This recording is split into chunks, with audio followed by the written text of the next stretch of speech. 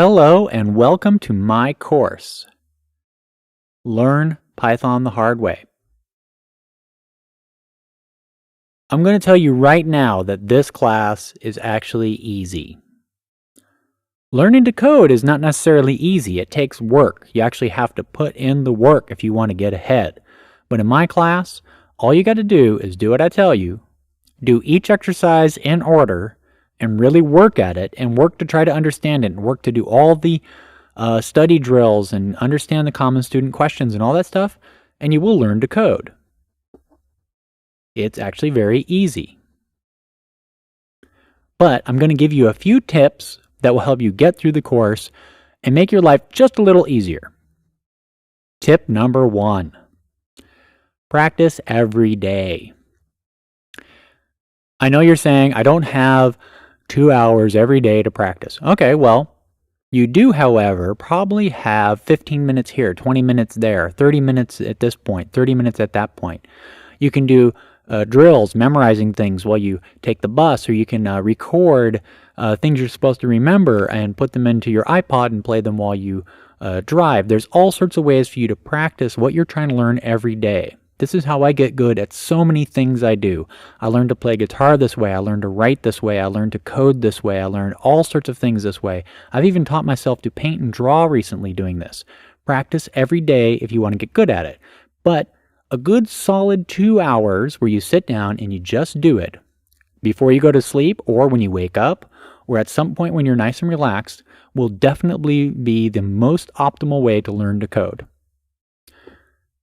Tip number 2. Don't overdo it though. One thing that you may have is you may have frustration while you're going through this, so take it slow. If you're younger, you may not have a problem with this. You may be able to just blaze right on through this. If you're older, you may have to actually work a little. There's a lot of things that I learned later in life, and I had to really just struggle and take it slow, chip by chip, little bit at a time. But eventually, things got easier. It just takes longer, that's all. So don't get frustrated with yourself. Take a break.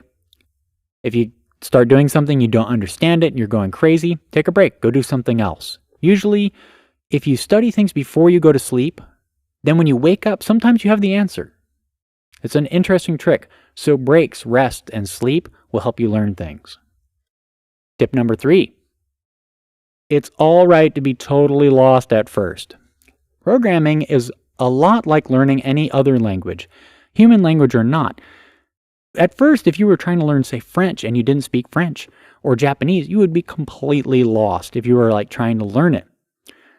It's the same thing with programming. You're going to be totally lost. None of this is going to make any sense, but you should start feeling that maybe it will, maybe it could. There's nothing in programming that isn't just common English words and symbols that you need and you encounter every single day. So all you have to do is just struggle with the concepts that those words are trying to relay. And the way you do that is take your time and just assume that you're not really going to understand what's going on, but by trying to understand what's going on, you will eventually get it. It's all about just trying to accept it as something you have to struggle with and trying to look at it from different angles and understand it. But it's okay to be lost at first. Number 4. When you get stuck, get more information. I know professional programmers who don't know this trick. This is very important. When you are stuck, such as when your code doesn't work, or you have no idea what's going on, or you just have no way to continue, get more information. Research, look online, print out data, print out variables, look at the code from a different way. Don't just sit there and stare at the code expecting it to tell you what's wrong. That never works.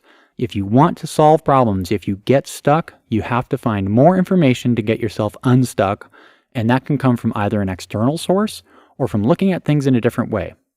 As you go through the book, I will be giving you little tips that will tell you how to do this. Tricks such as reading code backwards, emailing yourself and telling yourself the problem. These all sound weird, but they all totally work. And all they're doing, all of my tricks are doing this very thing, getting you more information.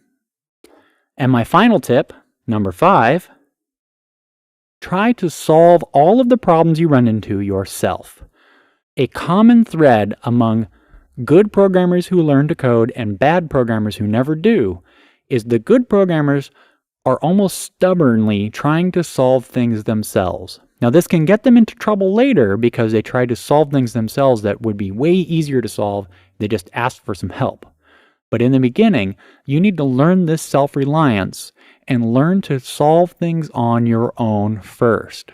So, before you go off emailing me or someone else and asking for help, sit down and try to figure it out yourself. Because what ends up happening almost every single time is someone will email me and they'll say, hey, I can't do blah, blah, blah, blah, blah. And then 10 minutes later, I get an email saying they solved it. If they just stopped for a second and tried to figure it out themselves, or even just sent that email to themselves, they would have figured it out. Okay, and my final tip, good luck and have fun. Thank you very much, and I hope you really enjoy this course.